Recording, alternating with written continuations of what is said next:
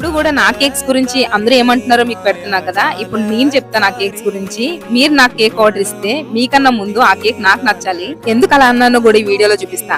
పైన చూపిస్తున్నాను కదా, ఆ పిక్ నాకు ఒకరు పెట్టి సేమ్ ఎగ్జాక్ట్ అలానే రావాలని చెప్పారు. నేను అడిగా ఫాండెంట్ తో కావాలా లేదంటే క్రీమ్ తో కావాలా, ఏది బాగుంటది అని అడిగారు అనమాట. నేనైతే క్రీమే సజెస్ట్ చేస్తాను, ఎందుకంటే ఫాండెంట్ చాలా మందికి నచ్చదని చెప్పా.